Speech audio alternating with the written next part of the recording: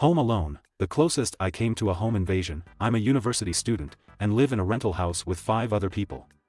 It is far from ideal, but in this housing outcry that we're living in, it takes that sting off of us having to pay a bunch of money a month to exist in a box. I got extremely lucky last weekend when the 5 of the roommates I had were all out for the weekend. This has never happened, so I was ecstatic to have the house to myself. I did the whole 21-year-old girl home alone stuff you can think of, watching movies with the volume loud, taking long-ass showers, walking around the house without a bra, etc. etc. It was around 10 p.m, I had finished some homework and was relaxing with a glass of wine and watching some streaming services. It sounded briefly like there was something moving on the porch.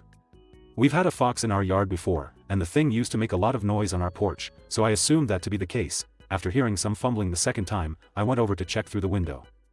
There was nothing there. As I'm turning to head back to the living room, a piece of cement flies through our kitchen window. I didn't know it was cement at the time, but not important. I think I peed myself a little bit when it happened, but I definitely screamed like a little girl. My Moronica started unlocking the door to go outside, but common sense seized control of me again, and I locked the door back. I also ran to the back door to make sure it was still locked, even though it's glass and wouldn't make a difference. Oddly enough, at this time, my grandma's words came into my head about something her own mother had told her: if someone tries breaking into your house, turn the lights off.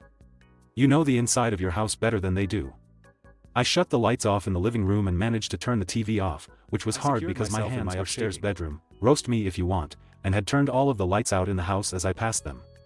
While walking up the stairs, I could hear the door knob shaking furiously from the front door.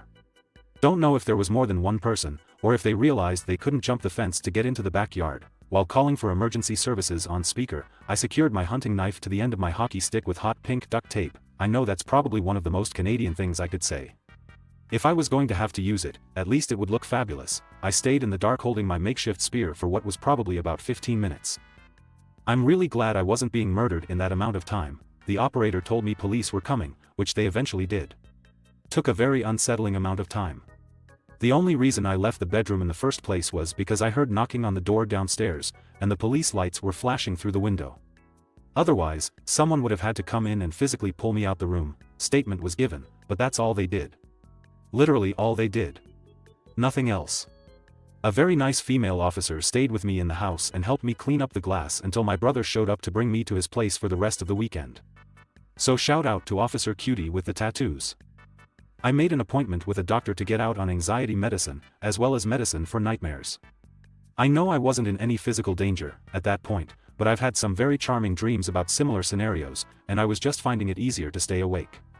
Maybe that's juvenile of me, but I'm human. Meds are working fine, and I'm back at my house, with wall-to-wall people again. And honestly, I don't hate that so much anymore.